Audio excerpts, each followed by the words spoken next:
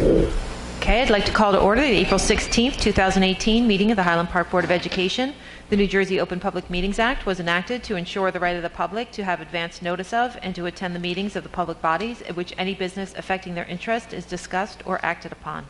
In compliance with the Open Public Meetings Act, the Highland Park Board of Education has caused notice of this meeting setting forth the time, date, and location to be submitted for publication to the Home News Tribune and Star Ledger and posted on the board's website at least 48 hours in advance of this meeting. Members of the public who wish to address the board will be given the opportunity to do so before the board adjourns for the evening. Linda, can we please have a roll call? Ms. Byer? Ms. Simarusti? Here. Ms. Coleman? Ms. Gowan? Mr. Krieger? Here. Mr. Magaziner? Here. Ms. McFadden DiNicola? Ms. Pietrobono? Here. Mr. Roslevich? Here. Be it resolved, pursuant to the Sunshine Act, NJSA 10-4-12 and 13, the Highland Park Board of Education will now meet in closed session to discuss HIB reports, discipline, and personnel matters. These exemptions are permitted to be discussed in closed sessions in accordance with NJSA 10-4-13. Information regarding the board's closed session discussion will be disclosed to the public as soon as the need for confidentiality no longer exists. Can I please get a motion to convene to closed session? So moved. Can I get a second? Second. All in favor? Aye. Here to introduce the curriculum and the curriculum meetings. She just sent an email. I think she won't be here, and one of her fellow committee members, could they please present? Okay, can I get a motion to reconvene to public session? So moved. Can I get a second? Second. All in favor? Aye. Aye. Could we please stand for the Pledge of Allegiance? I pledge allegiance to the flag of the United States of America and to the republic for which it stands, one nation, under God, indivisible, with liberty and justice for all. Okay, Linda, do we have any communications other than what's on the agenda this evening? Not that I'm aware of. Okay. And, all right, so next on the agenda is the approval of minutes for the regular public and executive session from March 26, 2018. Does anybody have any concerns or anything they noted for the for those minutes?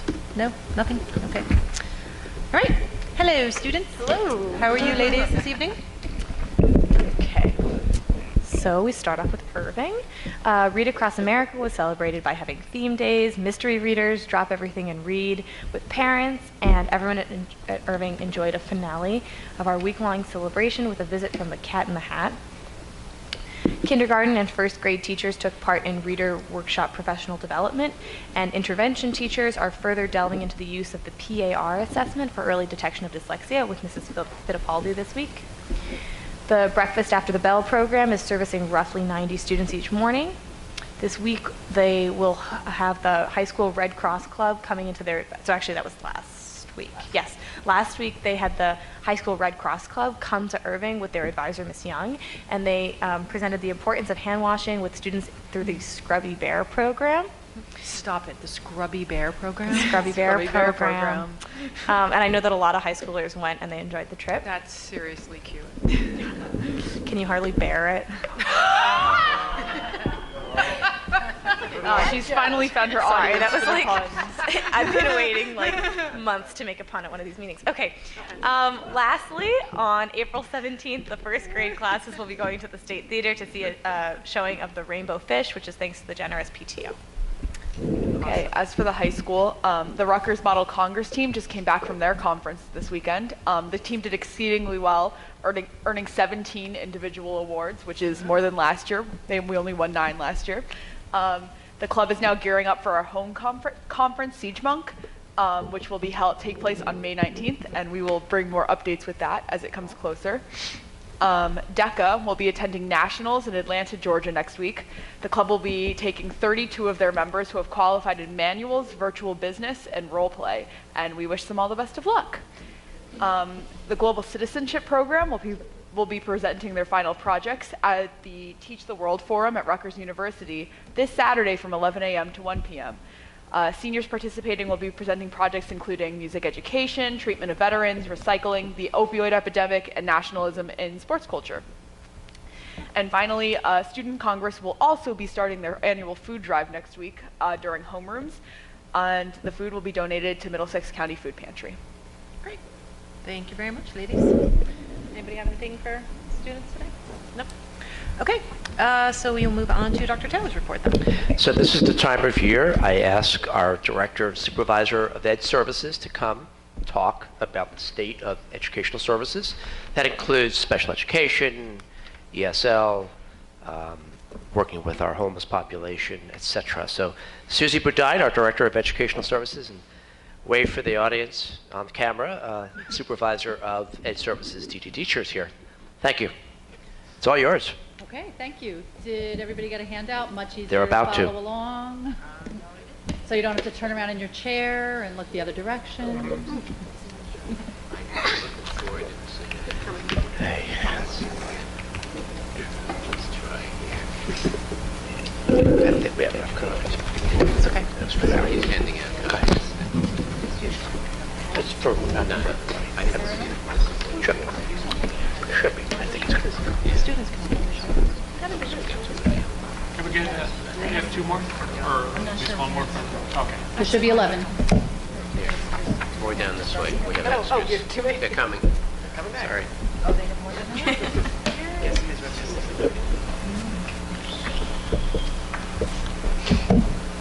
Very good. So thank you again for having me. Every year we get together about this time, and it's always nice to get together and discuss ed services.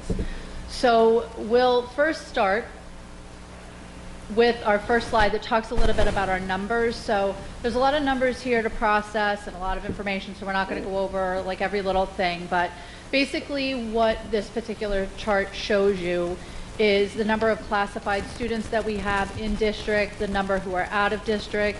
It speaks to the referral process, our students who receive related services, including behavioral services, and the number of students that we have in our ELL program.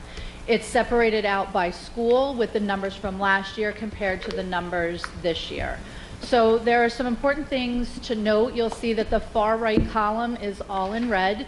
So when I code this, I highlight things in red that are increases from last year, and I highlight things in green that are either the same or lower than last year. So you can tell right off the bat that in all areas this year, we've seen an increase in all of these different sections across the district.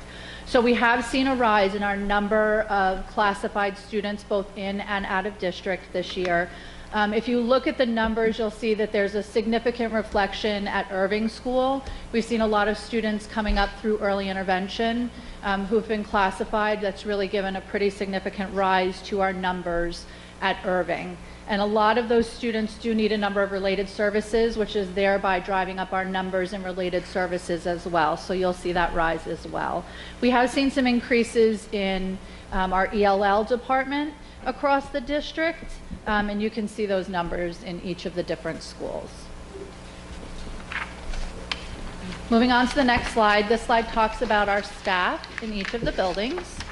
So you can see in each of the buildings how many special education teachers we have, how many one-to-one paraprofessionals we have, how many shared paraprofessionals we have.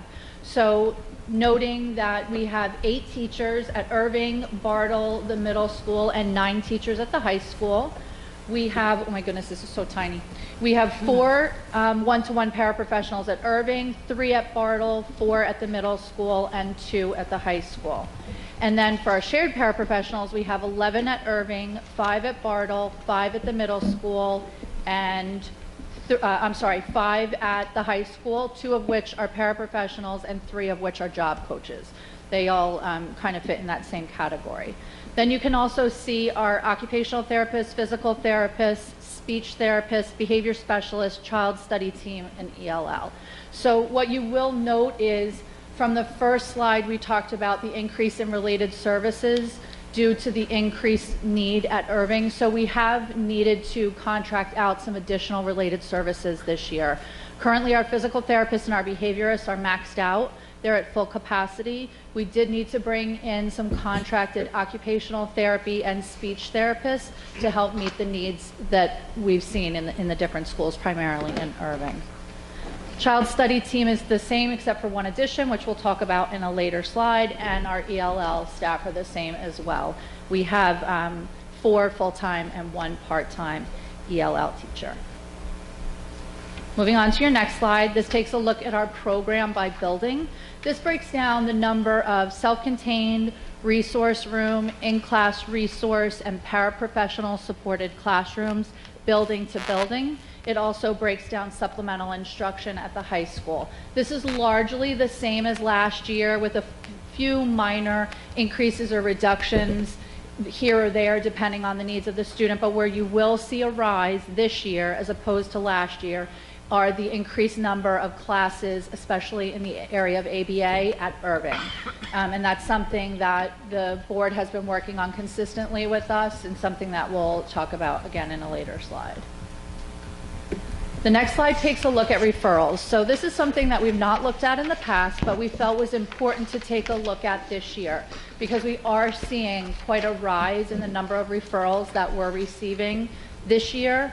We did see a rise last year, and we're seeing even more of a rise this year. So you can see that so far this year, we've had 104 referrals for evaluation for potential classification. 37 of those were made by parents. 33 were from transfer-ins, either that we had students who transferred in that were already in the process, or students who transferred in and required evaluation while they were here. 11 came through early intervention, and 23 referrals were made by the school. So in looking at those referrals, 13 of the students were not found appropriate for evaluation. 4 students, their parents withdrew the referral.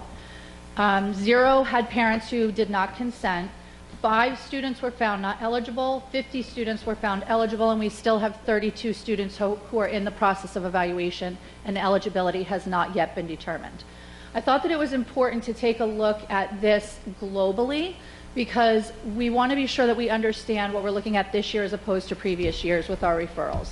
So we took a look at the previous 5 years prior to this year to get some average numbers so that we understood in our trajectory kind of what we were looking at. So in looking at our average referrals over the last 5 years, our average referrals per year were around 86.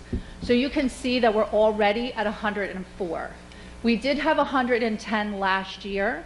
However, with the trajectory that we are on path to exceed that by the end of the school year. So if we come in around 114 referrals, which is kind of where I think we'll land if everything continues as is, we'll have the highest number of referrals this year that we've had in the last 6 years. So I think it's important to note that. Also, just looking at the different forms of referrals, parent referrals are in about the average range. We get an average number of, over the years, like how many parent referrals we get, and we're in that average range. There's been an increase in transfer-ins, and it's a pretty significant increase. We've received, on average, 22 transfer-ins per year. As you can see, we're already at 33, and the school year is not over. So we do have a lot of students that are moving into district that are coming with referrals and with a need for services. The school-based referrals are in the average range. We're pretty much the same place that we've been over the last 5 to 6 years. Early intervention referrals have gone up. Average early intervention referrals is around 7 students. We're already at 11 and counting. So this is one of those things that because we have students who are coming through early intervention, we don't know what's coming because it's based on the student's 3rd birthday. Unlike other things that start in September at the beginning of the school year and so on and so forth, we don't always know what students who are 2 years old going to turn 3 are coming through early intervention. Susie, I'm sorry, yes. for anybody who's watching or anybody on the board who might know, could you just explain a little bit more about early intervention and who does that and how that happens? Just so Sure. So students birth to age 3 who need some form of special service. Early intervention handles that. So they will evaluate the children at birth, whenever the issues start to arise. So that could be identified through a pediatrician, it might be identified through a preschool or something like that. Students are then referred to early intervention, they're evaluated, and they're found eligible for services if necessary. We are not responsible for those students until the age of 3. We're responsible age 3 through 21. So what happens is 120 days before the student turns 3 years old, if early intervention believes that the student is still going to need special services upon turning 3 years old, they will refer the child to our district. If they live in town, they'll refer them to us, and we have 120 days to evaluate the child to determine whether or not they're eligible for special education and related services. If they are, we then pick the children up at the age of 3 and we start their educational programming at that time. If they're not, then we don't pick them up until the age of 5 unless their parents, you know, enroll them in our preschool program. But they wouldn't start with us then until the age of 5. Okay? All right. And if we look at the number this year, if we look at the number of children that we have classified compared to the number of children that were referred overall, we classify about 69% of children that are referred. So one of the things that's important to note about that is that our child study team really is doing their job. They're looking very, very closely at every case that comes across the table to determine whether or not they truly are appropriate for evaluation. And if they are, then they do the evaluative process. But it's not a blanket, once you're referred, you're automatically classified and receiving services. So our team really is doing their job to go through all of the processes, all of the steps that the code requires, and looking at this process very carefully while we're considering potential classification. Moving on to the next slide, one of the things that we started doing when I came to meet with you last year was taking a little bit of time to pick out one aspect of what we do and kind of elaborating a little bit on the process. So last year we talked about out-of-district placement, how we come to the decision to seek an out-of-district placement for a child and what that means. So this year, the process that we're going to focus on is extended school year. So first, let's talk a little bit about how we determine whether or not a child is appropriate for an extended school year program. So first, let me point out that the only way a child is eligible for an ESY program is if they're classified. A general education student, for our purposes, we run other summer programs, but an extended school year program through the special education department is only for students who are classified. So the first thing that we have to do is we have to take a look at regression and recuperation of information. So what we're taking a look at is when the child has a break from school, for example, the December break or the spring break, and they have an extended period of time away from school, how much do they lose of the information that they've learned while they're gone? And when they come back, how long does it take them to recuperate that information to get back to where they left off and continue on? So for some of our students, they really don't have an issue with that. They can take a break, they come back, they do a little review, they're good to go, and they keep moving. We have other students, however, that when they take a break like that, because they're not actively receiving the education, they lose that information. It's very hard for them to recuperate it, and they lose educational time when they come back to school. So what your teachers do, or your therapists, because it can be related to therapies as well, they'll gather data before the students leave for the break. And then they gather data again when the students come back. What have they not retained? How long does it take them to regain that information? If we have a child that has regression and recuperation issues, that's a child that's appropriate for extended school year. So it could be academic, it could be related services, it could be behavioral or therapeutic in nature. So we look at all of those different aspects depending on what programming the child is receiving. And if you have a child that meets those requirements, then we would find them eligible for an ESY program. So that is a decision that's made by the child study team in an IEP meeting with the child study team, which the parent is a part of. We look at all of the data, we look at all the information, and then we make the decision about eligibility for ESY. Moving on to the next slide.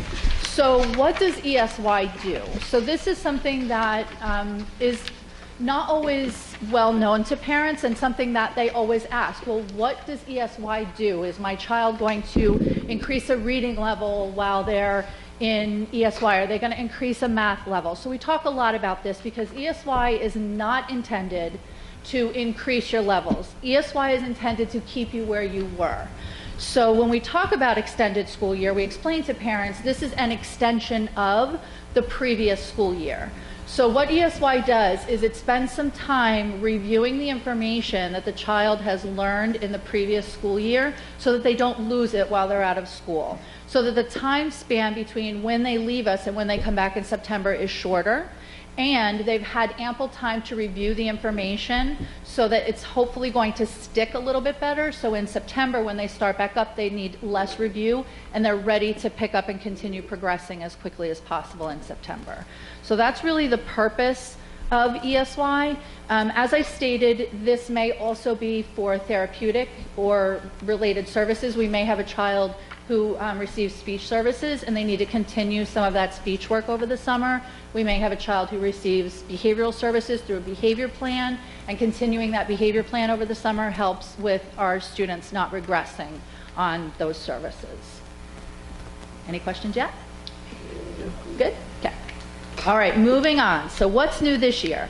So these are some things that we've talked about already, so there should be no surprises in this particular section, but one of the things we looked at last year was that we had some students that had some therapeutic needs at Irving and Bartle, and we wanted to look at how best to provide them with some additional supports. Irving and Bartle don't have access to the teen center. So this is one of the therapeutic components that we really felt needed to be addressed. So this year we hired a school psychologist who we affectionately term our mental health specialist. And she has a lighter caseload than the rest of the child study team. And so she spends her time focused on direct services to the students as well as supports to the parents to help our students be more successful in school and have a more positive experience in school. So she started this year and things are going great and her students and families are doing well, and we've been very pleased so far, and we're looking forward to continuing on with her for the rest of the year and moving forward into next year. Susie, can you elaborate on what, if any, services she's provided after hours? Because we talked about the wraparound services she provides. Yes. So what this particular staff member does is sometimes we'll have students who having some supports at home and carrying over some of what we do at school to the home can be very beneficial to helping the student be more successful in school. So she may meet with parents and give them suggestions or put plans together that now gives a more comprehensive set of supports for the students so that they can be more successful in school. In addition, there may be some outside resources that could be beneficial to the family. So she will connect the family with those outside resources so that they have access to that, and just to make that process a little bit easier. It can be very involved and there's a lot that goes on with that, and she works with the parents to help them walk through that process just to alleviate some of that stress to getting to the, I mean, we all know the red tape gig, right? So she kind of helps them walk through that process a little bit better. In school, she does a lot of direct services, a lot of therapeutic pieces with the students that previously we weren't able to do, but bringing her on board really allows us to be able to do that. Okay, does that answer that question? Good. Okay, moving on to the next slide. As you know, this year we brought on a full-time supervisor of educational services, a teacher, which has been a huge plus this year. So one of the things that we really noted that we felt we needed was a more comprehensive administrative level support system for the Ed Services Department as a whole. And so the decision was made to bring on a full-time supervisor position. And it's really given us the capability to go much deeper into some of our needs and to spread further than we previously were able to, which has been nice. So she does many things, but just as a general overview, she really handles the day-to-day things that pop up with the child study team, with teachers, maybe with administrators. That frees me up a little bit to handle some higher level issues. So she kind of handles those day-to-day issues that pop up. She also has picked up observations, which I know all of the administrators are thrilled for because it really helps us to, be able to lighten that load and even that out a little bit. She's also an ongoing support for teachers to support them with servicing their children who are classified. There are lots of questions that pop up, and she's really there to get in there, to get in the classroom, to meet with the teachers, talk to the teachers, and give them what they need. She functions as our homeless liaison and our educational stability specialist. I will say that of everything that she does, and she does many things, she has done a tremendous job of supporting our homeless families and our children who are living in foster homes and different things like that. She really has made that a priority and has been a tremendous support to those families. So I'm very, very grateful for that. She assists with program research and development. We've done a lot of that, and so she's knee-deep in all of that, and she supports me and helps me with that. And then there are a lot of things that come up that we ask her to do to support both me and other administrators in the district. So we're very, very thrilled and grateful to have those additional supports in place so that we can be more thorough and effective with the work that we do. Susie, can you provide an example of one of those day-to-day, in the classroom kinds of things that Dee Dee does? So there are lots of times where we'll have children that hit a stumbling block, and the teachers kind of try everything and they just aren't sure what to do next. So one of the things that they can do is they can come to Dee Dee and they can say, look, I've tried this, I've tried that, I don't know what to do about this, I don't know what to do about that, I can't get in touch with the parent, I can't motivate the child. We need some help in figuring out how to support the student in studying for tests. I mean, the list goes on and on and on and on. How do I modify this because this modification isn't working? So what's another modification that we can try? So the nice thing is that Dee Dee kind of has hands that reach everywhere, so if she can't answer those questions, she can reach out to the resources that we have internally to get answers for teachers much quicker than, say, a case manager who's got 3 IEP meetings and 4 evaluations and, you know, those kinds of things. So it really gives her that ready access capability to help the teachers with whatever question might come up. There's one more question about Dee Dee, I'm sorry, and you might need to shout this out. Can you tell us off the top of your head how many homeless cases you think you're dealing with right now? Wow. Okay. Okay. No, I'm sorry. For those who didn't hear, she said 16 families. We're currently servicing 16 families. Okay? Yes. Yeah. We rise and fall and rise and fall. Okay, where did I leave off up there? Full-time supervisor. Okay, so next let's talk a little bit about meeting the needs of our students this year. So different things always present themselves every year, and so we try to adjust ourselves to meet those particular needs. So one of the things that I talked about was that rise in numbers at the Irving School of the students who are coming through early intervention and need different kinds of programming. So we've had more students this year than we have in the past who have needed very specific targeted intervention.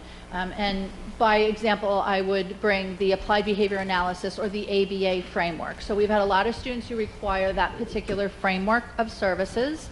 And that is a very, very specific and targeted, highly individualized program that can meet individual needs of the students. So we did already have a pre-K ABA and a K2 ABA classroom at the school, but over the year, with the different referrals that have come in through early intervention, as well as some transfer-ins and some additional referrals in the K2 window, we reached a point where those 2 classes were not enough to hold the number of students that we were servicing. So this year we did open 2 additional ABA classrooms, one at the pre-K level and one at the K2 level. So we now have 4 ABA classrooms functioning at the Irving School. We were fortunate in that we thought that we were going to have to hire some new staff. We had some changes in needs and some scheduling adjustments that allowed us to use an on-staff teacher to staff the first class that opened. The second class that opened, we had a part-time teacher that with a little bit of adjustment and moving her to a full-time position rather than a part-time position, we were able to use her as well. So although we did have to hire some additional staff in the realm of paraprofessionals, we were lucky in that we did not have to bring on 2 full-blown new teachers this year. So we were thrilled to be able to do that. As I did mention previously, opening these classes did increase significantly some of the related services that we've needed to provide. So we've done what we needed to do to put in place those services for those students. We've also had other transfer-ins or classifications across the district that have also required some related services. So we've used the resources that I previously mentioned to meet those particular needs. One of the great things is that we have another district that has a need for an ABA classroom for their student.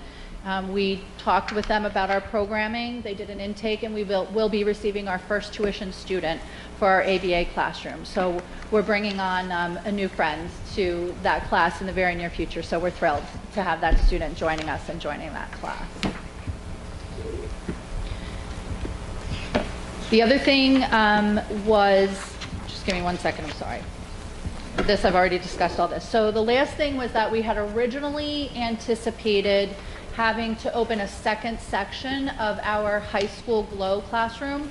We had quite a number of students in that class, and by code we were going to need to split that class because we had too many students. We did have a change in the enrollment in that particular classroom, and it ended up this year that we did not have to hire that second teacher, and we did not have to open a second classroom. So that was nice because we were able to use our existing staff to meet the needs of that particular classroom. So we didn't have to hire someone that we were anticipating having to hire. So that's my presentation. Questions?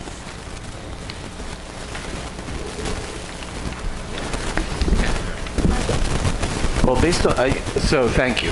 My pleasure. Really fantastic, and we love having you guys in and bringing us up to speed. So with regard to growth, the growth of this population, the growth of numbers seem to be going up each year. Yes. Is that a forever thing? I mean, in your estimation, are you seeing that this is a trend that is going to be continuing, you know, down the road for the next 3, 4, 5 years? And obviously, the concern being that if we have this number, particularly in the lower grades, is that number continuing through the years at Bartle and then the middle school? And I'm just seeing a kind of a potentially ballooning enrollment of those kids. And to that end, I guess I was going to ask, do you have a larger snapshot of basically your first slide? Do you have a wider history beyond the last year versus this year? Do you have, let's say, a 3 or 5 year? Not for the referrals, for the very first slide? The very first slide. So while I was here, I have this year, last year, and the year before. So I have a 3-year window. On this particular chart, I only include the previous year, but I do have this same presentation from the previous year that I can give you if you'd like to take a look. What I can say as far as the projected enrollment, what that's going to look like moving forward. So, of course, nobody knows for sure, obviously, and it's not unusual to see this rise and fall in special education, where you'll see a couple of years of this rise, and then you'll see a drop off, and then a rise, and then a drop off. So that's not unusual, and I wouldn't necessarily expect that to be any different for us. However, I will say that across the state, all districts are seeing this rise in early intervention referrals. So it's not just us, it's consistent. When I go to my county meetings, like, we all talk about this, you know, really huge rise in early intervention referrals compared to previous years. So where that will land, I'm not sure. What I do know is that it's not exclusive to Highland Park, that it is something that we are seeing, you know, pretty much across the state. That part of it is definitely seeming to be a trend. Mm-hmm. And clearly we both in the Finance and Facilities Committee, but also across the board, need to be prepared staffing-wise. Yes, and those students, you're right, those students who are our babies now will be our high schoolers down the road. So yes, that's a legitimate thing to bring to the table and say, we need to plan ahead. We need to be prepared. If this is where we are now, how do we plan long-term for students who may require services like this longer than preschool, kindergarten, first grade, that kind of thing. So it's definitely on our minds. We've already looked at this 2-3 years ahead and what we think we're going to need to plan out over the next couple of years. At the moment, for next year, there's not much change that we anticipate. However, the following year, we are going to have a group of these students that are going to move up to Bartle. And depending on what their needs are in that particular year, do they look like they look now? I mean, a lot can happen in a year, so their particular needs may change between now and then. But if they continue to need programming like an AVA program, we will need to take a look at that and how do we provide what they need as they move from school to school. So it's already on our mind. Thank you. My pleasure. Question? Yes. Thank you for your report, and I guess congratulations, I think, are in order for this first tuition student for the ABA class. I think that's awesome, because it's a testament to the program, I would say. I have a question about, I guess this is on our page 3, the slide that says a look at our referrals so far. Just wondering, for the students who are not tested, what's the process for determining? I'll take us back to that slide. This one, right? Yeah. Okay. So when you're looking at a child who has been referred for potential evaluation, one of the first things that the child study team needs to do is they need to take a look at educational impact. So even if a child has a particular disability or they have some kind of difficulty, if it's not impacting their education and their ability to receive their education and to be socially and emotionally healthy and well-rounded in school, it doesn't qualify for special education related services. So the first thing that you really need to look at is whether or not we see an impact right out of the gate. So typically we'll look at things like what do the students' grades look like right now? What kinds of supports are already being provided to help the student function at the level that they're functioning? Do they have a friend base? Are they having difficulty getting along with their teachers? Are they having any kind of behavioral difficulties or mental health issues? So you're really going to look at kind of this whole picture of the student and look at how it's impacting the student in school. If there is no impact at that point, then it doesn't warrant evaluations. If we have a student who is a straight A student, has a great group of friends, gets along great with their teachers, that's a student that might present a profile that potentially might not be appropriate for evaluation because we're not seeing an educational impact. By the same token, we might have a student who is receiving good grades, but they may be having some mental health issues or different things like that, that we might say, look, we need to take a look a little bit deeper. Or we might have a student that despite whatever supports the teachers are giving, they're not able to keep their grades up, they're having a lot of difficulty with homework, and that's another child that might potentially have a profile that we might take a look and do a little more, do some testing and do a little more looking at what's going on to make sure that we don't have a student with a disability that's impacting their educational component. So that's really where they start. Are we seeing an educational impact? We might not know what the educational impact is, but are we seeing an educational impact? If we see an educational impact, then we're going to evaluate and take a look at what's going on. Perfect, thank you. My pleasure. Yes, ma'am. An educational impact would certainly include like significant behavioral challenges, right? Yes. Okay. Even if the grades were fine. Yes. Okay. Just thank you. Yes. Anybody else have any questions for Susie? I just wanted to comment, the early intervention, that's done by the local hospital, correct? The early intervention for the... I should probably know the answer to that question, but I'm not sure I do. I don't, is it done through the hospital? Yeah, that's what I thought So too, it's through the county. It's the county, okay. I had thought in a previous meeting we discussed the local hospital giving us the report.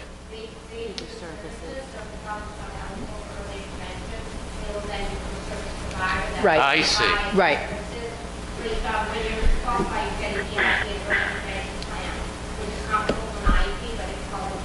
EIP, right. I see.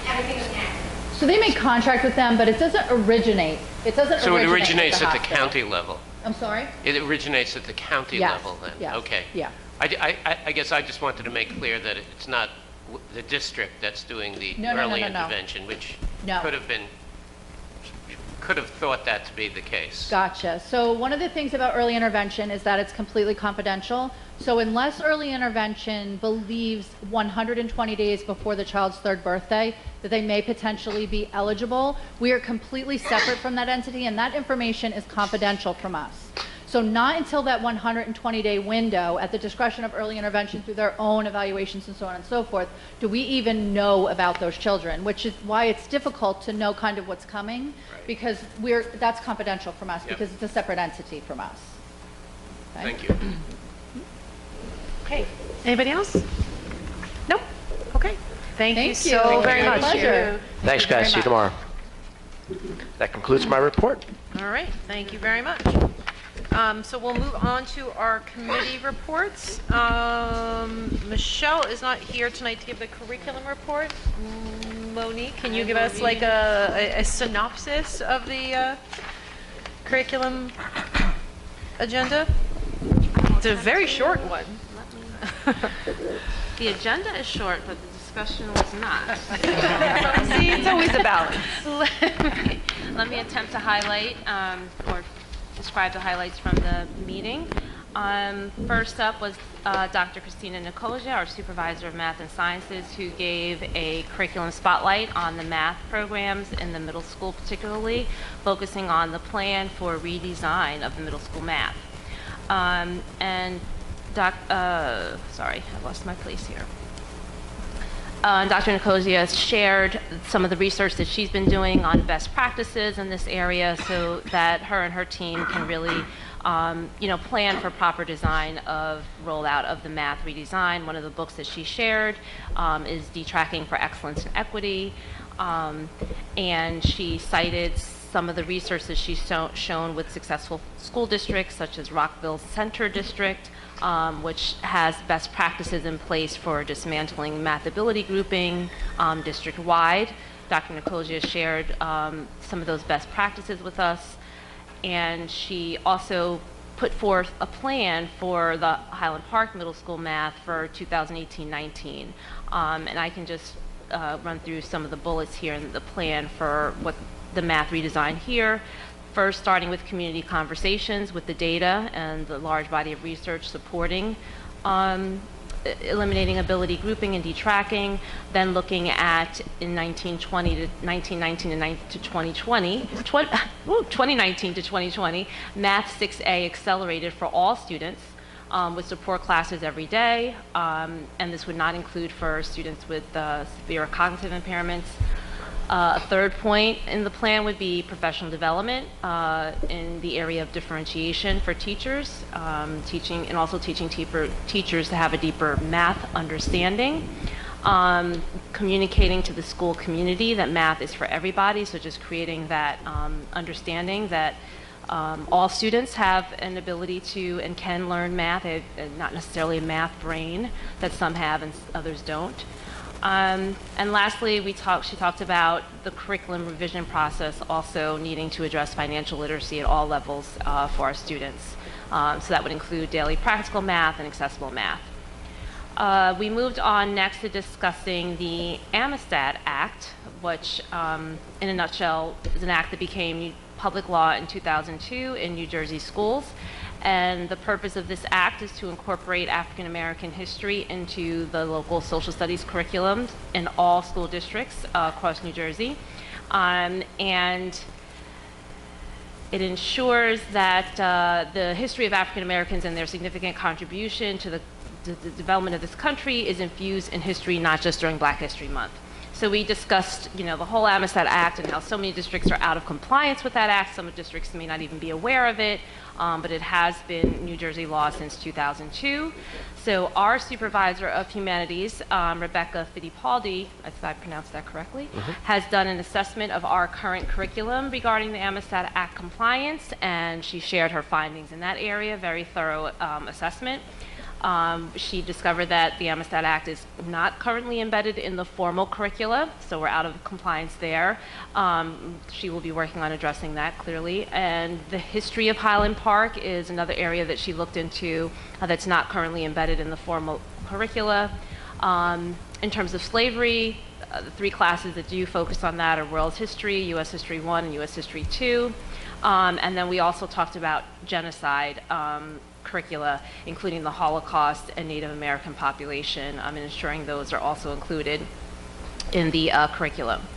So the initial plans to update the curriculum based on these areas, one of the initial plans is to create an elective at the middle school called Facing History and Ourselves. So very interesting plan here, and that would be to have this course being offered to both 7th and 8th graders for a semester in 2018-19, and then rolling it out more extensively for 7th and offered in the 7th grade for 2018 to 2019, and then in 2019 to 2020, moving to 7th and 8th graders, making it available for both grade levels. But the course will integrate history, literature, and social decision making, so students can promote historical understanding, critical thinking, and social emotional learning. And the idea is also to include Highland Park history in that course content. So we had very lengthy and invigorating discussion about the history of, again, our local history, and how a lot of what the kids are learning about in terms of the national historical narrative on race relations, civil rights, played out on a local level here, and it would be helpful for our students to learn that. We also talked about offering PED support to support literacy instruction at the primary grades in terms of incorporating the Amistad Act there. Another suggestion that arose was to offer a teacher staff book study with the White Rage book by Carol Anderson, and incorporating that into some of the PD. And lastly, graduate course offerings for teachers and administrators for the 2018-2019 school year was discussed, including teaching the Holocaust and teaching prejudice reduction, both being offered at Keene University. Then we moved on to early childhood learning study group meeting, which will be coming up on, which passed April 11th. Actually, I can give you a update on the date. Give me 1 second. We just scheduled it. I also want to... It didn't happen on the 11th. No. It didn't, okay. So It's going to be May 2nd. Okay, perfect. So May 2nd. They will meet to discuss a return of play in the classrooms at Irving. The study group will basically look at creating a play-based early childhood curriculum, as well as an inclusive concept of best practices in the early grades. Lastly, we talked about Forest Fridays, which is an idea in that realm, and which is an idea to pilot pre-K to first grade Irving students out to the meadows on Fridays. I may have to have more children. Well, if you want to go that far. So, yeah, so really exciting stuff there. Well, on second thought. And that is it in a nutshell. All of the notes, which there are a lot more that I didn't cover in depth, but are available in Mark the appreciates agenda. that. There's one addition I want to make. I'm sorry. After the curriculum committee meeting, I met with Ms. Fittipaldi. So our 5-year curriculum revision cycle doesn't having us look at the social studies curricula, K-12, until 2019-2020, as you pointed out. So, but what we would like to do, because we feel it really is important not to let another year go by without a focus on genocide, education, and Amistad compliance needs, we're going to create packets. We're going to have the teachers help create packets. I might be coming to the board for the request for some compensation for these teachers over the summer to supplement the K-12 curricula, for next year at least. It used to be such a, particularly the genocide curriculum, it used to be a vital part of the curriculum. I think in 5th grade maybe is when it was, and it just maybe, right? Usually it starts in 4th grade, and because that's when they start getting into some U.S. history, and it ties into World War II, and then 5th grade. But it's not, I mean, in some cases at the high school, of course, it's offered, woven into the curricula. I remember doing it in 4th grade. I'm not sure if Julia does. I have no recollection, but that doesn't mean it didn't happen. I remember we did the Holocaust, but we didn't really do an overview of genocide. And then we did some of it in world history, but there wasn't much genocide. We did some Holocaust stuff in 8th grade English when we read Night by Elie Wiesel. Oh, that's true. I remember that. We had sometimes those discussions are accompanied. I don't remember how in depth we went with slavery, but we definitely talked about it at least briefly when we read, Frederick Douglass in 9th grade. So sometimes it's accompanied with in the English classrooms, but that's also not the most extensive discussion of those subjects. Yeah, and slavery was also mentioned in US 1 as well. Yeah, extensively in US 1. But no, genocide has been. I mean, as a social studies student, I would have liked to see it learned more about in the curriculum from the past 12 years. But Ms. Fittipaldi's concern with the lack of a vertical articulation of not only issues around civil rights, genocide education, Amistad-related material. I mean, but in a lot of other areas, we don't, as was the case with the health curriculum. So she would like to, wants these supplements to be a precursor to the curricula that will vertically align how we introduce these topics, so we can scaffold them, so you don't have to just have it in 4th grade, have it in 8th grade. Go ahead. In 8th grade, we actually did, we did an a extensive pretty unit. large unit about genocide, and we went to a conference, I think, or some kind of like workshop day. It was so it accompanied Diversity Day in 8th grade. It was a really, really impressive kind of thing that Mr. Mladnick and whoever else was helping run it at the time set up, studying this in global issues, and then it got incorporated into Diversity Day, and we watched a film about the Rwandan genocide, and then we attended a conference. The entire 8th grade attended a conference where the the Canadian general who was in charge of the peacekeepers in Rwanda spoke, in addition to other people. And actually, my friend and I were talking about it 2 weeks ago, about how it was something, it was a lot for 8th graders to go do, but everybody handled it exceptionally well, kind of. Yeah, we and had, how cool that it was a exposure day was. of like the keynote speaker, and then we all went to different workshops about we went to the one about Rwanda together, and then we went to different workshops about other genocides, like the Armenian genocide, more about the Rwanda, and some about the Holocaust as well. So it was incredibly interesting. That's intense. That would be an intense day for an adult. Yeah. All right, awesome. Do you mind running real quickly just through the few items on the agenda too? Okay. Pretty straightforward. So, yeah. There we go. So from here? Resolution, this one. So resolution to approve field trip requests as per the attached. Resolution to approve the HIB incident report for the month of February 2018. And do I have to list all of them? Okay. Resolution to approve the following graduate student placements. Okay. All right. That's it. Is it possible? Thank you so much. It's possible for me to just point out that that one of the field trip requests is for the Glo Program to go to New York City. And if you look at how it's funded, it was funded by a student Congress grant. Liv and I are, because we're part of the board, we have to sit in the student Congress meetings. And I just think that this was like such a perfect example of Highland Park having a student-run organization that raised money from homecoming and from various other things. And we had representatives from the different class officers and different clubs come in and present, and then we all voted to give this money to the Glo Program. And I just, Awesome. it made me really happy to see it. I just thought it was a great moment for Highland Park student action. That's fabulous. Thank you for pointing that out. Okay, if nobody has any questions for Monique, anybody have any questions for Monique or Scott on curriculum stuff? No? Nobody? All right, thank you very much, Monique. You're welcome. So Mark, want to go through the finance and facilities items with us? Yes. So first, the Finance Committee met this evening before the board meeting. We received the report on the air quality in the middle school gym, and we passed. In fact, we better than passed. We were well under the maximum recommended amounts in the air. But there's a but. Of mercury. The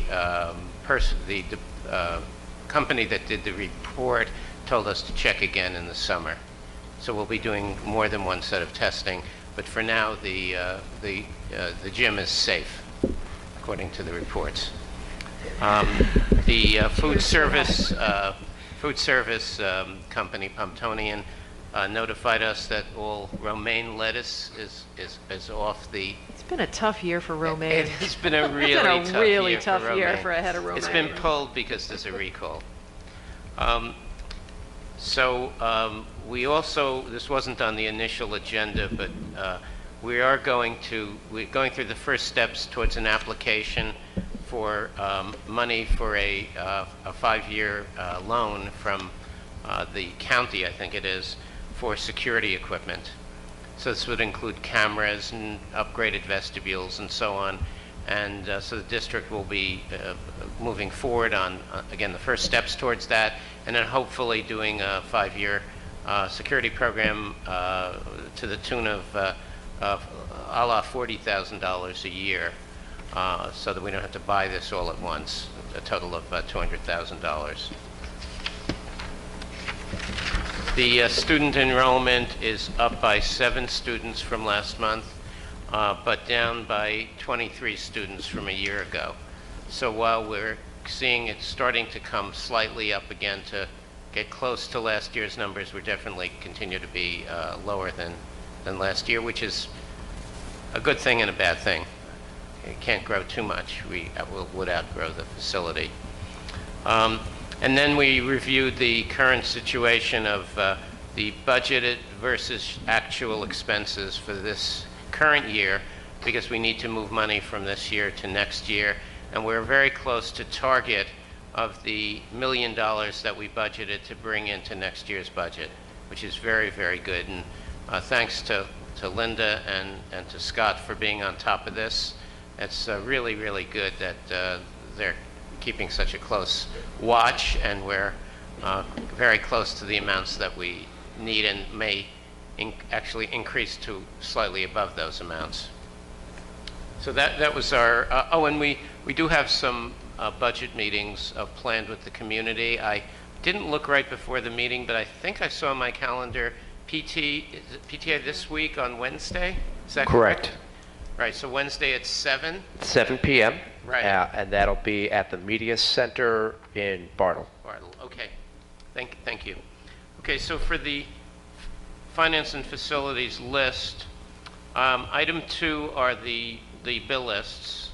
That'll, as usual, we'll have more lists next time as those come forward, but these are the lists we have right now. There's a resolution to approve travel and related expense reimbursement reports. There's a resolution to approve the Community Forestry Program Community Stewardship Incentive Program. That's a lot of community. Woo. Is that right? Grant proposal. There's 2 communities in the title? And that's to plant, I believe, Scott, 150 trees? Do I have the number? Up to 75. 75. You doubled it. I doubled it. If we choose to go there. 75 trees on our campuses, all included, the trees and the planting. And that's will be done hopefully with grant money. There's a resolution number 5 to approve an out-of-district placement for 1 student to Rutgers Day School at a tuition rate of $62,830, prorated effective April 10th. There's a resolution to approve travel of Darcy to the annual NJSBA Delegate Assembly in West Windsor in May. And then there's a resolution to approve board travel for Monique to the NJSBA new board member orientation at Lawrence High School on May 12th. As I've said before, I'm always repeating this, it's wonderful to have a new member go to those orientations. It's very valuable. So great that you're going. We have 3 donations. We have a weight squat rack for the weight room valued at $1,000 from Sam Levy. A resolution to accept a donation of a French horn valued at $1,000 from Marcia Goldberg, and a resolution to accept a donation of $2,000 to the Community Teen Center, the Youth Services Program from Yu Hai Wan. So thank you to all 3. It's amazing. Thank you very much. It's really wonderful. It's really, really wonderful.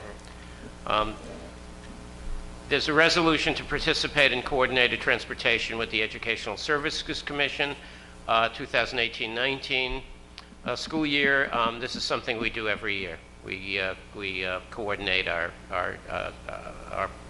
transportation with the Services Commission. There's a resolution to approve non-public school technology equipment purchase.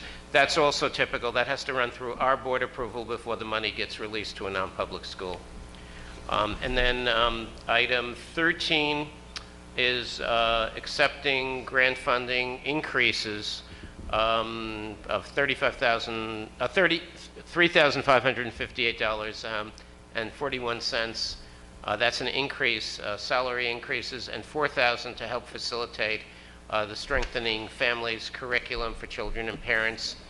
And again, that's at the Teen Center. And then resolution to approve wireless access points for a total of $33,844.33. And this is being done so we can have E-rate rebates of up to 60% of the purchase price. And again, this is a standard, typical kind of a resolution for us to be able to use money from, or help in this case, from elsewhere, which requires board approval. And that's the report. All right, great. Thank you, Mark. Anyone have any questions for Mark? No. Great, Okay, thank let's move on to personnel and communications then, please, with Judy. Okay.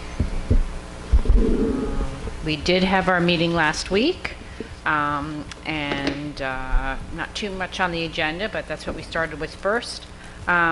So we had a resolution to approve a part-time special ed para, Nikita Ramreka, at Irving. That is item number 2. We also are looking to approve Michael Nastis as an after-school program assistant at Irving. Number 4 is retroactive pay for Thomas Sclafani for 9th grade orientation at the high school. He was covering for a teacher that was not able to make it, so that's on the agenda. Our usual source for teachers list. Number 6, we have a resignation of Alana Waltuck, the middle school nurse, effective June 30th. Then we have some curriculum writing hours for teachers on number 7. I guess that was for the health curriculum, I think. And number 8 is a medical leave request for one of our staff members. So that was it for the agenda. The other things we discussed, a little update on the Irving Media Specialist position, the part-time position that we have not been able to fill yet, but on Sunday's Star Ledger, we had a big ad for our various vacancies that we have. So that was listed there, and we also have a teacher in-house that's considering perhaps going to get her emergency certification, so we're waiting to see if that's going to work out, so that's another possibility. And we also, Scott filled us in about a successful, what do you call it, we went to Montclair to look for some teachers, and we had a wonderful looking table with our huge Highland Park banner, and Scott was working the crowd. So we have some potentially good candidates from that as well. And that was pretty much it. It was a short meeting. You know, not usual. It's not usual for you guys. Yes, so we'll be gearing up soon as end of April hits. Okay, thank you. Time. Anybody have any questions for Judy? No? Okay, Anne, policies. Great, thank you. So as a reminder, every one of our policies, by which I mean our written formal policies, comes before the board 4 times. So if anyone has concerns about the policies we're going to discuss tonight, which may be the case, there will be 3 additional opportunities to raise those, in addition to, of course, being able to email us. The first policy, I'll go over maybe what's the less controversial, though the more impactful one first. It's policy 8330 on student records.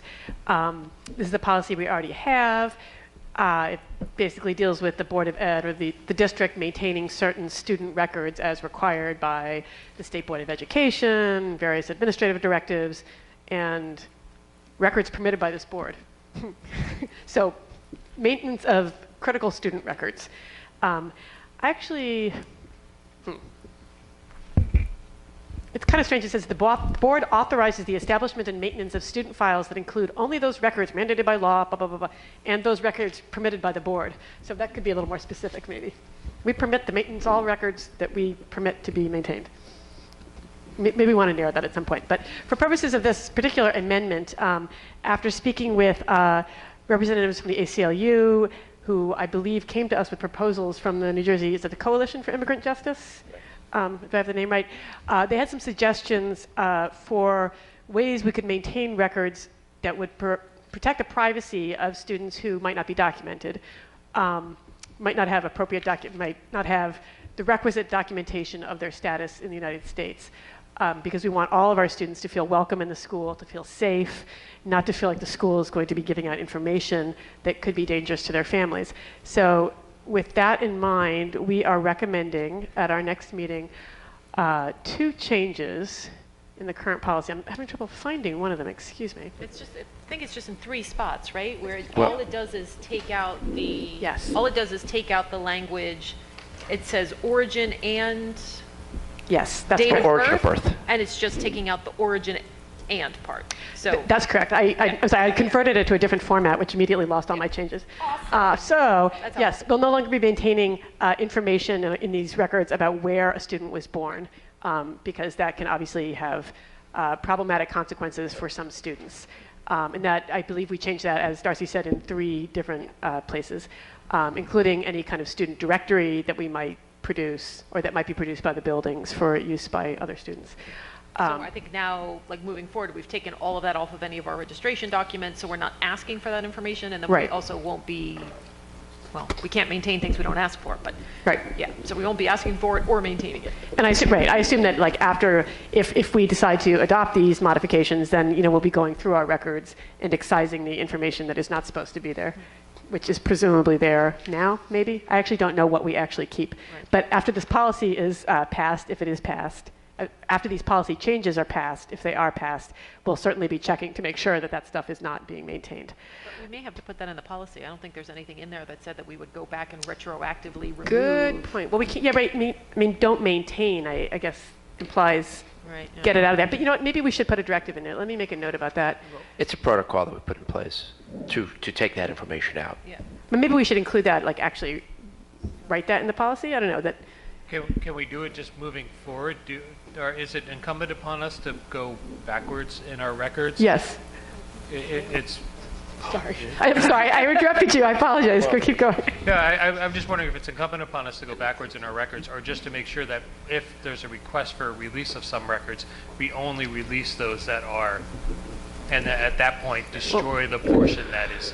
I don't want to. But then you get into how secure is our data and, all these things. So could somebody potentially, Right, I'm just wondering what the economic impact would be for us to have to go through all of our current, whatever our student records are. I don't know how long. Well, I can tell you, I mean, I took an administrative action to take out the fields in Genesis, our student information system, that maintain the data that could expose or put an immigrant in harm's way. So, for instance, there was a code for immigration status. I took it out. Oh, even worse. And that information automatically becomes null and void, so that when we have to send it to the state, it just does not move along with that information. So it wouldn't take any time. We just eliminated the fields. Oh, okay. But we do have a record for our own sake in the paper versions of the personnel files of some of this information, but none of it's being reported to the not state. personnel files. You didn't mean to Sorry? say personnel files, did you? Well, I'm sorry, we refer to them as personnel files. They're student really? files. CUM folders, CUM files, that's sometimes what they're referred to. And do you also want to point out the Alliance template policy that we might look at? Yes, that's right. We didn't put that on the agenda. They've also, can I go back to this for 1 second? I'm sorry. This policy first. It occurs to me, do we need to be more clear about sort of what records this is talking about? I mean, obviously we have like a vast array of duplicated student records, all around the buildings, right? I mean, we fill things out by hand every year, probably done it, 7 times now for each child. It couldn't hurt to codify what we did so that if we're not here one day, at least it's a matter of policy. It's possible we should, yeah. I mean, I would like to, maybe when we come back for the voting meeting next week, and everybody else, of course, is welcome to take a look at this stuff and email me, whoever. It's possible we should clarify what records we're talking about and that we'd like to have stuff not collected in other records as well moving forward. Because, we don't want staff to be in a position of, being asked for information, having to say, let me comb through it for each request to see if there's anything. Would you feel comfortable waiting until second read, since that might take a little time? Oh, sure, yeah. I mean, if we get to it before first read, that's fine. But if we don't, that's fine. Let me just make a note about that. Different sets of records. Okay, yeah, and as Scott was pointing out, Scott has received from I'm looking it up right now. From the New Jersey Alliance for Immigrant Justice. I'm sorry, I think I had the wrong entity.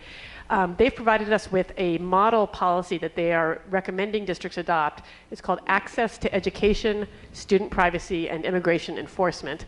We don't have that on the agenda this time, but it is something that we would like to discuss. And I suppose in our next round of policy creation and approval, we would want to include it. It talks about information collection, avoiding collecting information as this policy does, avoiding collecting information pertinent to immigration status that could be dangerous for some students. It goes through some things we already do, such as not requiring photo identification, government-issued photo ID to register.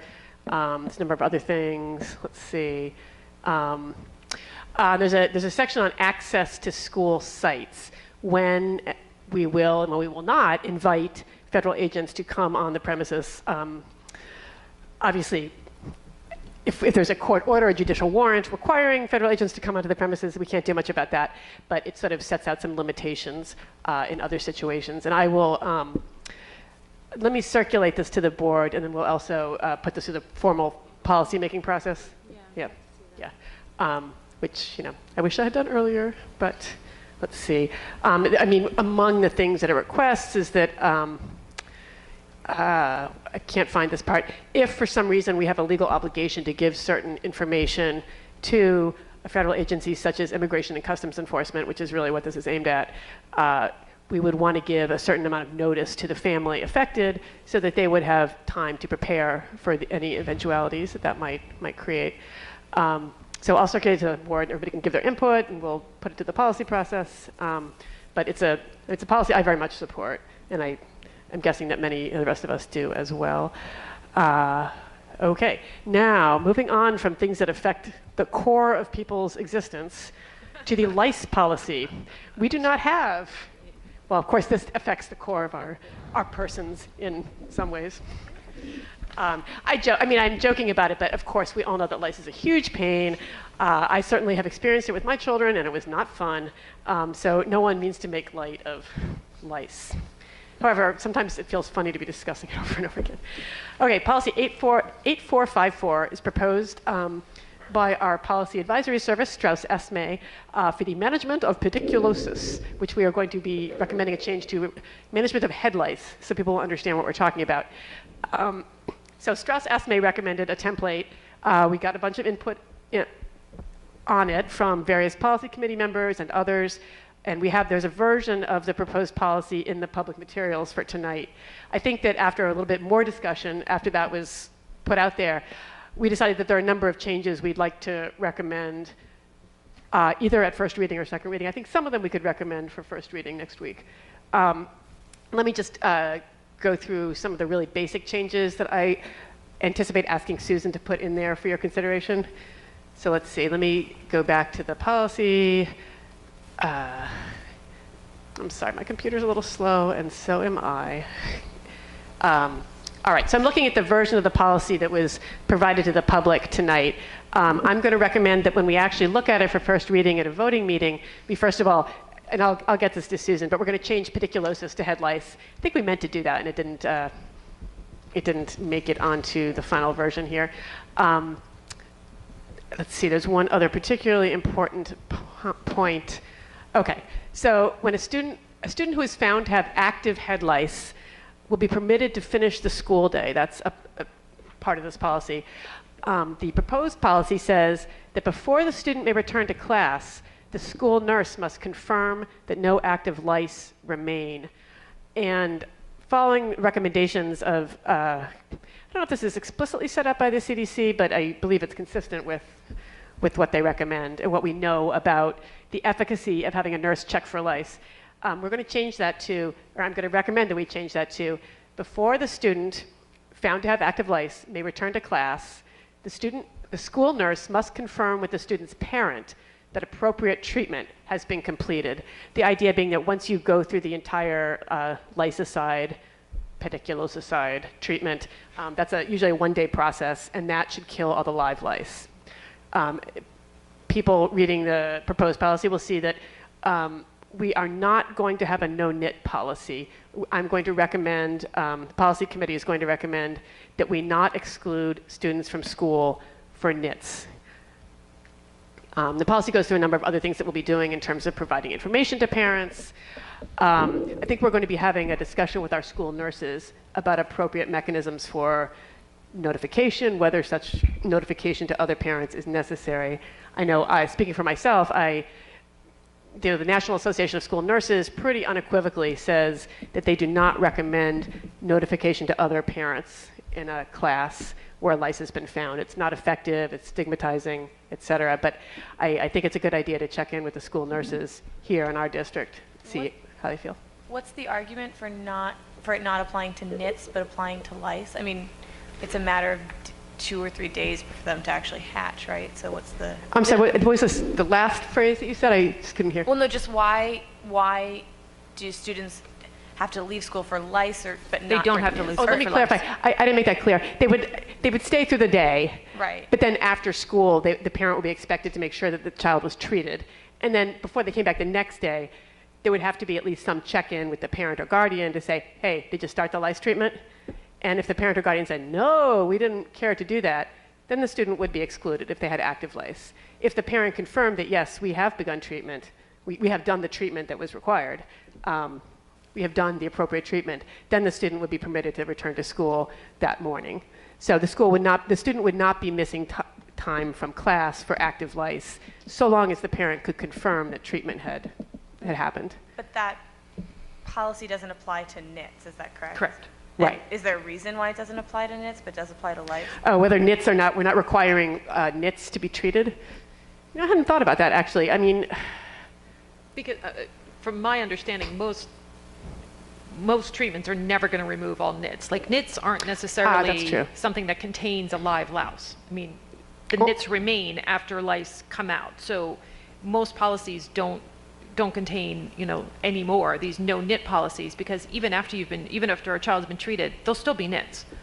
Right, but they're not active, they're not alive. And very often you have to do, I think we tend not to do the medicines just because I don't like we do combing. But I think a lot of the treatments, it is a 2-cycle treatment. It's one, and then you do another one a week later because those nits get them out. Yeah. Right. So the ones that do hatch, the ones that are still alive in their little houses, once then you're getting rid of that second cycle too. But as far as the nits that are left from ones that have already hatched, I mean, it's... Okay.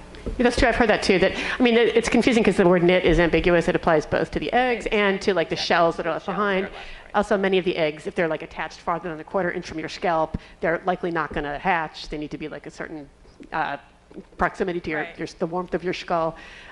So yeah, I guess the idea is if they hatch into active lice, then the student must be treated. If they don't hatch, then no point in requiring treatment. And most of the treatment doesn't even attack the eggs, I believe. Yeah, even the more dangerous nits are not. And in terms of the policy, is there anything about trying to prevent the spread beyond just I know that, and I don't know how much scientifically it comes from sharing hats and that kind of stuff. Is that relevant? I wouldn't have done any research into this, so I wouldn't know. But is that relevant? And if so, is there? Yeah, it's relevant in the sense that lice do not have wings and they don't jump around, which is great. So it's good for parents to know that that they typically spread by direct head-to-head contact, which you might see at Irving, maybe in the younger grades at Bartle.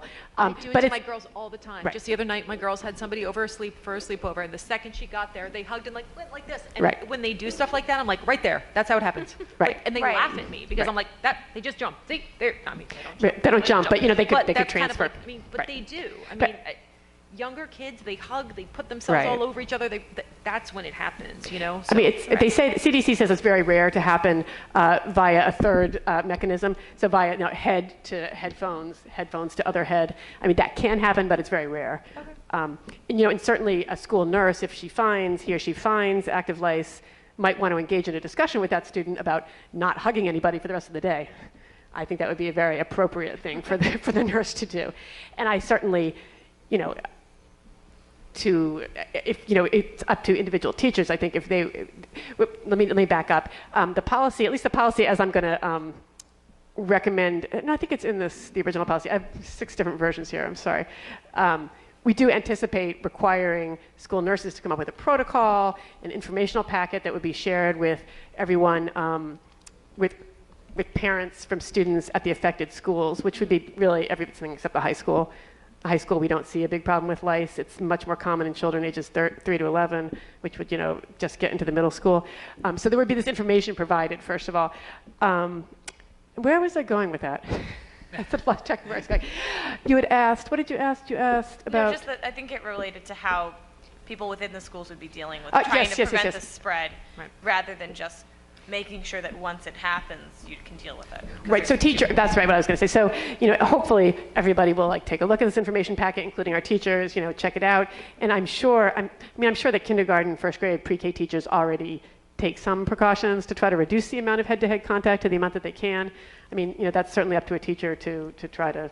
And part of what's in the policy as well, and would be part of the conversation with the nurses, is a lot of this is going to be about actual education. I think there are so many misconceptions out there about lice and what they are and what they aren't and how they spread or how they don't, that doing away with a lot of that and doing away with a lot of the stigma about that. So there's a lot even in the policy about that. This is not about hygiene. This is not about socioeconomics. This is not about anything. Anybody or anyone could get lice, and it has nothing to do with any of those things.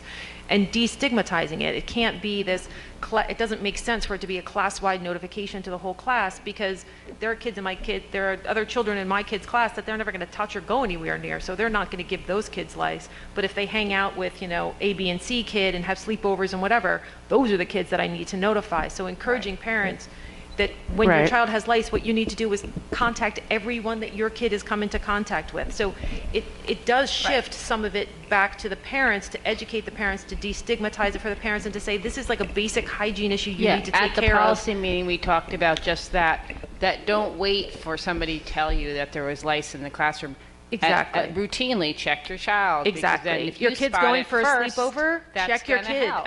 That's what I do with my girls now. You're going for a sleepover, get over here. And just a quick, and I make sure there's nothing there, and then go on your merry way. Because I've learned the hard way of kids coming home after a sleepover, and then like, Mom, and you're like, oh dear, that's not fun. So So that will be in the packet. Yes. Right. Yeah. The policy explicitly says, unfortunately, the district considers it primarily the parents' responsibility to make this a part of ongoing hygiene. So it is a burden on parents, but that's the balance that we've decided to strike, and it's the balance that's recommended by the CDC, the American Academy of Pediatrics, and the National Association of School Nurses. And the New Jersey. And the New Jersey, yes. Nurses. Exactly. It's pretty much widely held, research-based recommendations that we're following. Three quick questions. This is not a mandatory policy. It's just a policy that we're looking at adopting. The second one But it is something that now Strauss-Esme has put out. Historically, I don't think Strauss-Esme or New Jersey School Boards Association have even put out model policies on this. Now there is a model policy. So it's gone out to school districts across the state, where before I think school districts only had this as policy if they took it, upon themselves. Is there anything within this policy if the child is like a third grader and they have a sibling who's a fourth grader, where the fourth grader is looked at? No, there's nothing about that. That would be the parents' responsibility then. When the third grader comes home with a note, I think any semi-competent parent concerned about lice would be like, woo. Just to throw Mark a curveball, is there anything that us as a district we could possibly do to provide more than just a pamphlet, such as the tools or a kit for those parents who don't have the funds or the wherewithal to go out and get it that afternoon? I would love to, and lots of districts have that, actual kits of you can get the lice comb and you can sign them out. Here you go. Here's everything you need. Well, sign it out and keep it. Sign it out and keep it, really. No one wants that sucker back. No, you can. They just get sterilized. It's a metal plastic. I thought you meant We've blown our combs many times. Yeah. I'm sorry. I thought you meant the actual pesticide that goes on the head and all that stuff. Each nurse has 10. If parents are going to treat, that's between them and their Right, doctor. and Like the the doctor. district can't even recommend treatment. That's up to, if a parent wants to contact their pediatrician and get a prescription or whatever. Or go to Rite over-the-counter Aid thing, and- Right, then that's, but the district certainly can't Right. mandate that people put chemicals on their kids' head. Right. Each nurse does have 10 kits. And Oh, great. initially we were thinking of having them to provide those already who have can't that? afford to buy a kit. I didn't know that. Yeah, we did this last year when several parents came to me with concerns. That's pretty awesome. That's great. And so they're really intended for those folks who can't afford the kits. The kits are like $20 to $30. Yeah. They're very That's a expensive. So, lot. so yeah. I don't know. I That's can't tell you how many Jar of we've distributed. mayonnaise is only a couple bucks. Doesn't work. Does not work. No, I've had any of those, any of Oh, no, those I've had olive oil work home, well. any of those home remedies. I know that's what they say. I mean, Research does not bear that out. We've all experienced it working, but maybe that's just because it wasn't that big an infestation. We always use that, the soap, I'm forgetting the name of it, but the very mild liquid soap, you know, where you put it on your head and you blow dry your hair and yada, yada, yada. Yeah, But apparently the evidence-controlled experiments do not show that it works. That's just our luck, I guess. I also thought I'd question. indicate that Dr. Brill, Susan Brill, is our district physician. She also happens to be the chief of adolescent medicine at St. Peter's. Had a chance to look at our draft, latest draft, and she 100% endorses it. That's great. I'd forgotten that you were going to have her look at it. That's wonderful to know. Good. I have a question because I'm learning a lot about lice as you all are talking about it. So Because much. growing up, I just felt like as a black family, we think lice didn't affect us. So I guess my question is in the education packets that go home. I don't even know if I'm really correct in this, or is this just No, it's true. So right, It so does I guess affect you, that but it's less likely to affect less you. likely, just like skin cancer is less likely in that. So I just want to make sure there's a cultural component to whatever the education packet is. That's a good point. So maybe we can, maybe we can say it doesn't, it affects certain ethnic groups more disproportionately and others, I'm not saying this very well. It's Right. different with different hair types, Textures, yeah. right? Hair Just, textures, I mean, right? most But of us everybody do should know try that, to do but- it. Yeah, but knowing that it is true that there are differences. And you Yeah, there don't definitely have are to be as- differences. yeah. Right. So I think it's, people with like long, I don't know how to describe it. More European style hair are more at risk. Do Not we like have- yours. Unfortunately. Do we have a sense of a sort of cutoff period from how many times a student can be denied coming back to school? With the rise of super lice moving up from the southern states towards Wow. our wonderful state, and There are traveling super lice? Well, our there's many CDC acknowledges many that. pesticide-resistant Right. lice, which are Well, becoming more prevalent. We're not requiring the nurse to verify that there's no lice there. We're just requiring the parents to do the treatment. Okay. So if the treatment turns out not to be effective, I suppose then the child is scratching in class, gets referred to the nurse. No, the policy doesn't say like if the child has been referred to the nurse 18 times, at that point, What? I don't know what will we do. I've just We're going to encourage the parent to continue treating that child. And I don't know, perhaps, do we have the discretion to like ask our school doctor for advice if we have a child with a case of extremely resistant lice? Like just ask what we should do? Not that we should have the child be treated, but I mean, is the doctor a resource we could tap into? Scott, were we to find a child who was repeatedly sent home with lice? Not sent home, but found to have lice. And To back up to your first part of the question, I didn't catch that. sorry, so Rob was asking about, is there a limit to the number of times somebody can be sent home with information that they have lice and they need to be treated? Well, first of all, we know of no cases in which anybody this year has been actually sent home Yes. for live lice. And we're not going to be sending anybody home either, just to be clear. But And I don't think it's even a question that it's not something that our nurses are comfortable doing. Right. So I think it's even a moot question. well, I guess Rob actually asked it in I got your language wrong. You said, is there a limit to the number of times a student can be excluded from coming back in the morning? Is there a number of times? No. No. I mean, bottom line is it's not going to happen once. I can't imagine it would happen repetitively. Well, I mean, there will be kids with lice no, Scott. So at the end of the Kids have lice day, and they go at the end of the day to get back in. I think Oh. Rob's talking about the get Right. back in point. If we have a parent that's repeatedly just like not treating the kids chronically have lice, then what? That is a good thing to consider in terms of the policy. right. Like, what do you have, a 3 strikes rule, or Yeah, I mean, I personally don't feel comfortable having any kind of hard rule. Right. Unless it's become such a I don't have an answer to that question. I mean, I can't imagine it happening.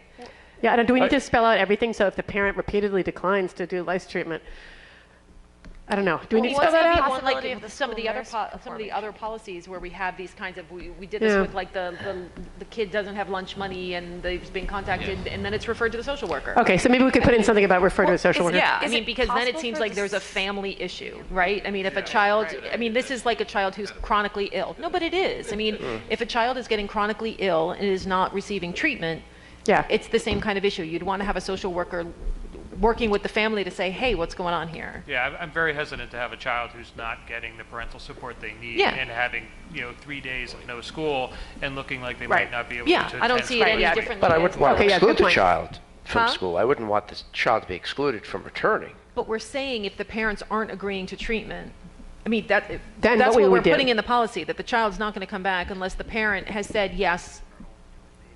We've done the I've- treatment. we've It's a low either- burden for the parent. The parent just has to say I truthfully. mean, I'm concerned that we put our backs against the walls, on top of the fact that I don't know if I agree with it ethically. Let's say a parent is a conscientious objector to using the Well, you don't what have to. traditional means of. Well, then Use a comb. they have to do something. They have to do a comb. have to do something. Oh, you know, I mean- maybe we should clarify that the treatment can include a thorough combing. Maybe we'll put something in the policy for that, Scott. I mean, because this policy does say Well, if that you would just say manually, yeah. Like Manually, sorry, right. Right, or Doesn't need to be- medically or manually. medically and annually. Okay, because the policy right now does say that the child will be excluded I mean, it's, if the parent refuses to confirm that they have done the treatment. So, I mean, if we're not comfortable with that, and I see your point, we need to take Well, why don't we flesh it out with the committee Okay. before second read? Because we have a number of items now to take care of. I mean, to me, it's no Yeah. different than if a kid's got 101 fever. Or, I mean, Well, that's a You life can- threat. That could be a life-threatening Right. issue, as opposed to a nuisance issue. Yeah. So. Right. I mean, I think we could add something in here about how if the parent, repeatedly refuses to engage in any kind of treatment at all, then, a social worker will be contacted and the student will be allowed to attend school while the situation is resolved, something like You know, that. I found Dr. Brill to be a great resource, so we could always reach out to her. She's a great emailer. We could email questions we have Great. going into our second read. and this Okay, will be a good thanks. question for the nurses too, if the nurses have Right. encountered situations like this where Okay. kids are, chronically being referred. And What then? Okay, cool. I find that most parents tend to want to act on this issue. Yes. If the parent is aware at all Yeah. and Or present. becomes a whole family, like you said. Yeah. Right. Problem. Becomes a family event. Okay, does anybody have any other questions for Anne on policy? Okay, Monique, you have any updates for us on anything equity and excellence related? We will be meeting this Thursday afternoon. So Awesome. We'll have an update after that. Alrighty, so we'll hear from you at the next meeting. Public comment, we have no public, so I think we can move straight on past that. So for my president's report, I just wanted to talk a little bit about the discussion that we're actively planning for April 24th, which will be next Tuesday. Our tentative title for the meeting, although we haven't really, I don't know that we've 100% committed to it, is Increasing Security While Moving Forward to Implement Restorative Practices. As anybody on the board or anybody who's been watching the board meetings for the last couple of months knows, a couple of months ago we had teachers come out, or I guess it was last month, we had teachers come out to the meeting following an incident in the, actually in a hallway between the middle school and the high school, and teachers shared their concerns with the administration, with the board, related to security issues in both the middle school and the high school. And some measures have already been put in place in the high school in terms of the teachers are spending more time monitoring the hallways, which I think they're finding somewhat effective. I don't know from the student perspective if you notice any difference or. I can't say whether I notice any difference. I will say that I haven't seen any reason to believe that the teacher monitoring is necessarily effective. Like, I haven't been stopped by any teacher monitor and asked for a pass, even when I have one, or so, like, I've never seen them change the conduct in the halls, but it's possible that there's stuff happening that I'm not seeing. Mr. Laster obviously be a better resource to know. Right. Okay. And one of the requests from the teachers so Scott and I met with teachers on a couple of occasions, one at a safety committee meeting which was kind of about this incident and also issues then secondary to Parkland. So, all of this kind of came to a head all at once. So there was, a fair amount of anxiety and concern among the staff that, obviously we felt really needed to be addressed directly. And then also in a private meeting with a group of teachers that were involved, and Dr. Taylor and myself. So both the teachers and with, I believe, with backing of the union, there was kind of some changes that they wanted to see. Some of them is as part of what Mark spoke to earlier, grant funding, or not grant funding, I'm sorry. Thank you, yes. Financing, a financing option we're looking at to solidify, I want to say, the cameras that we have throughout the district, both internal and external, and to do some work in the vestibules at Bartle and at the high school. And one of the requests from the teachers, particularly at the high school, was to have some other sort of presence in the hallway other than themselves, other than teachers acting as hall monitors. So there was a lot of discussion about, well, what would that look like? What would that position be? And so those of us who are on the board or who have kind of been paying attention to board issues for the last few years know that just, 2 years ago now, I guess, or a little over 2 years ago, Officer Joe Corbello just kind of appeared in the district one day. And we don't want that to happen with this kind of a position. And I think the pushback to Officer Joe being in the building was for good reason, and there are very sincerely held and serious concerns about having a police presence in the building, and we don't want to turn our buildings into a place where there is a constant police or security presence. We want this to be a place where our students feel safe, but we also want it to be a place where our students feel comfortable and welcome, and not like they're being, what's the word I'm looking here for? Surveilled, for lack of a better word. So if we want to honor the students and the teachers' need for safety and security, but we also want to honor our students' need to be kids who are able to make mistakes and not have that end them up across from Bartle at the police station. So this is a really important conversation that includes our students, it includes our teachers, it includes the community. So we want to have that conversation. We want to talk about what this position should look like and what this position should be. So we came up with the idea of having this discussion so this doesn't end up like a situation like Officer Joe where, you guys just walk in one day and there's somebody walking around the hallways and you're like, well, who's that? We want to flesh out who that's going to be. So we hope that students will come out. If you guys could help us spread the word, I think Dr. Taylor is going to have more information about it, hopefully by tomorrow. I think was the goal, to get the word out, via Genesis, Honeywell, whatever alert systems we have, whatever help you guys can give us, spreading it through student council and your channels. We would appreciate the 24th, next Tuesday, so it'll be 6:30 in the high school cafeteria. We're working closely with Keith to set this up. We're hoping that Keith can help us with some perks that will help entice folks to come out. We'll have babysitting provided by the National Honor Society students, so that it's not a burden for parents to come out. If they have small children at home, they can bring their kids and have their kids watched. We're talking with Keith. Keith offered an idea for a format for the meeting, which is a format called open space, where everybody would come in. We would kind of talk about what the issues are and some of the things that we think we need to work through, and then folks would divide up into groups to discuss those particular issues, and you can decide where you want to go based on what your particular interests or concerns are. My oldest friend is a pioneer in an open space, and she's run open space meetings along with Norm, with my wife, and it's a fantastic venue. And my first board 30 years ago did an open space in really trying to turn the district around with principals and administrators and teachers and board members, and in a weekend retreat Right. away from the schools. So it's a fantastic venue. Yeah, So I think it's it'll be very a good to way hear. for people to get their voices heard. You're not just sitting in an audience listening to people talk to you, raising your hands, hoping somebody calls on you, or you get to write your question. Nothing I hate more than write your question on a note card. You know, like this isn't a way to address this issue. I think everybody needs to sit down and have a conversation about this. So those are our plans right now. Everybody should hear more about it from Dr. Taylor in the next day or two, for sure. And yeah. I have a question for Olivia and Julia. What is the best way for me to get the word out, besides through you guys, to the high school student body in particular?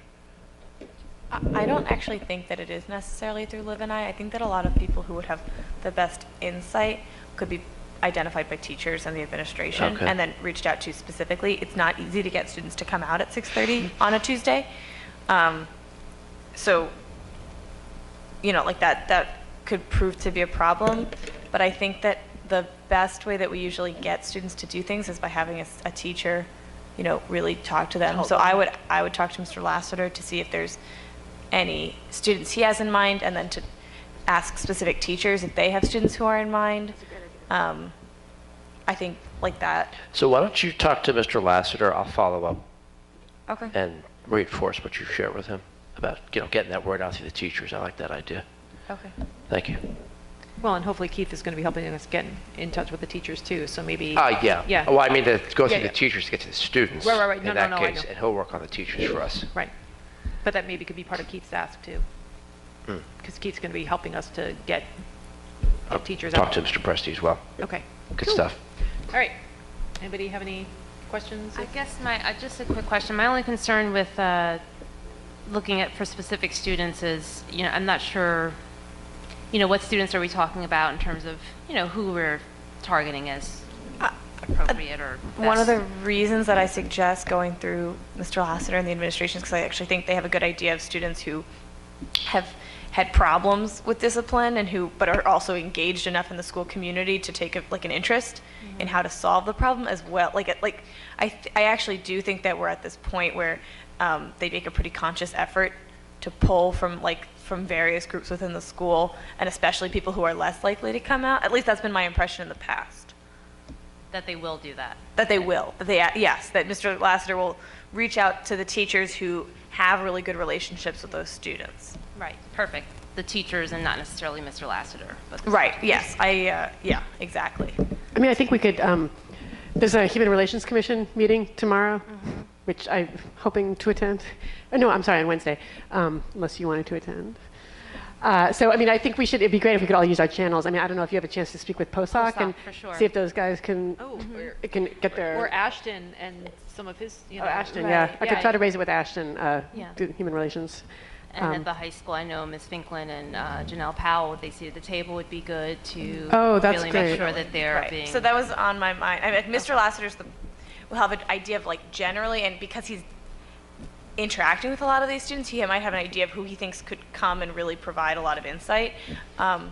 But we can definitely suggest certain groups that we think would be strong to pull from. I guess my concern is that maybe Mr. who he may think will provide, and I'm sure he has the knowledge, he may miss some kids, right? So I'm just thinking whatever we can do to sort of get everybody, right. Let me reach out to Ashton tonight and see if he can put his feelers out. And I'm sure if any of us have connections with various teachers, we can... Okay, well, I can CC Ms. Finklin and Ms. Powell on the email, too, so that way they'll get it right away in case it didn't somehow, get to them through the other channels. Thank you.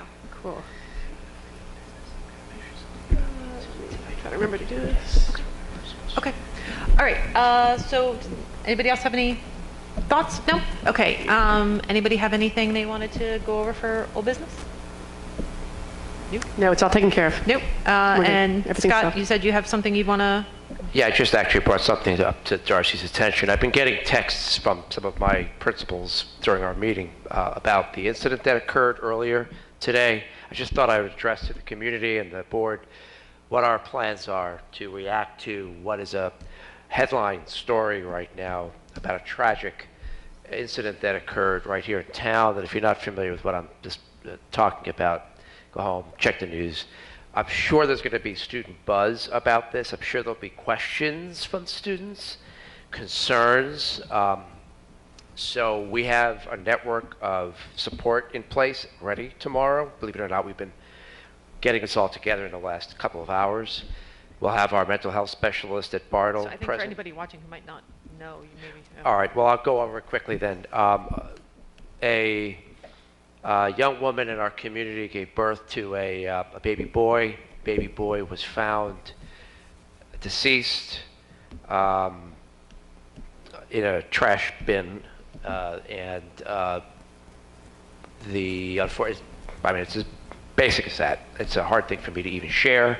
You can learn more about this very horrific act by going on the web. It's actually been covered on the local news stations, city-based news stations. So that's going to impact our kids. They're going to have questions. I'm sure my own kids will have questions. Why did this happen? How could something like this happen? So we'll have counselors on hand to support them. Obviously, the teen center has been activated. Ms. Deecher is going to be available. She's a licensed clinical social worker. Our mental health specialist, Kim Nizolek, who Susie mentioned, will be available at Bartle. So that's in place. I just wanted to make everybody aware of that. Thank you. Thank you, Scott. Unbelievably tragic on so many levels. Anybody else have anything they wanted to address for new business now that no one can even think straight? No? Okay. Okay, we don't have any public again, so can I get a motion to adjourn? So moved. Can I get a second? Second. All in favor? Aye. Okay, thank you. Good night, everybody.